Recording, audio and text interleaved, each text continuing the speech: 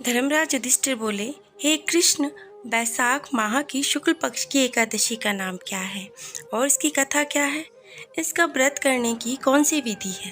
कृपा करके हमसे विस्तार पूर्वक कहिए। इस पर श्री कृष्ण भगवान कहते हैं कि हे धर्मनंदन, मैं कथा कहता हूँ जिसको महर्षि वशिष्ठ ने श्री रामचंद्र जी से कहा था।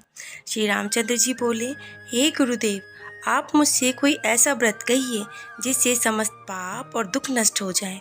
महर्षि वशिष्ठ कहते हैं, हे राम, आपके नाम के स्मरण मात्र से ही मनुष्य तो पवित्र हो जाता है और इसीलिए आपका यह प्रश्न लोकहित में अवश्य होगा। वैशाख माह के शुक्ल पक्ष की एकादशी होती है, उसका नाम होता है मोहिनी। इस एकादशी का व्रत करने से मनुष्य के समस्त पाप और दुख छूट जाते हैं। इस व्रत के प्रभाव से प्राणी मोह माया के जाल से छूट जाता है। अतः हे राम, इस एकादशी का व्रत दुखी मनुष्य को अवश्य करना चाहिए। इस एकादशी व्रत के करने से मनुष्य के समस्त पाप और दुख तो नष्ट हो जाते हैं। अब मैं आपको इसकी कथा सुनाता हूँ। आप कृपा करके इसे ध्यानपूर्वक सुनिए। सरस्वती नदी के किनारे भद्रावती नगरी में एक धनपाल नाम का धन्य धान्य से पुण्यवान वैश्य रहता था। वह अत्यंत धर्मात्मा था और विष्णु का भक्त था।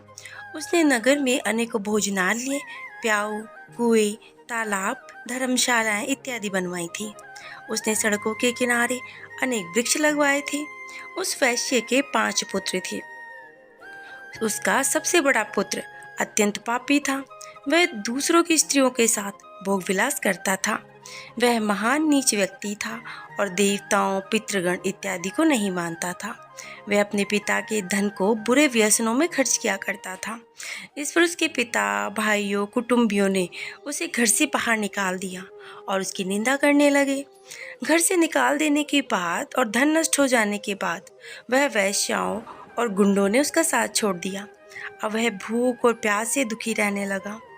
अब उसने चोरी करने का विचार किया और रात्रि में चोरी करने लगा।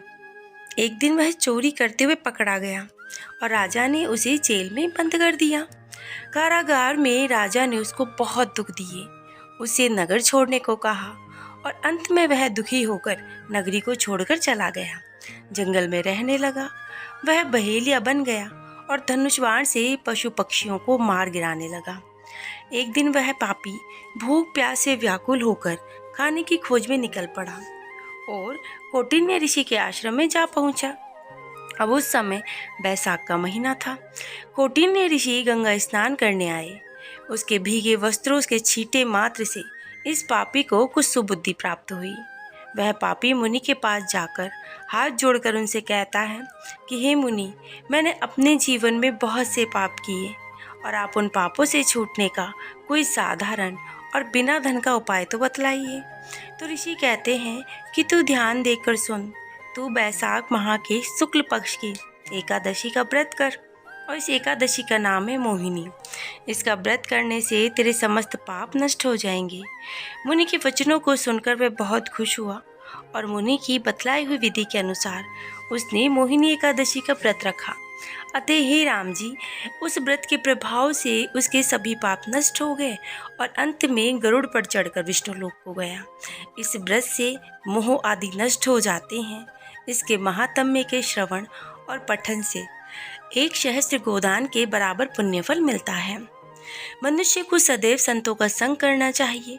संतों की संगत से प्राणी को न केवल सद्बुद्धि प्राप्त होती है बल्कि उसके जीवन का उद्धार भी होता है।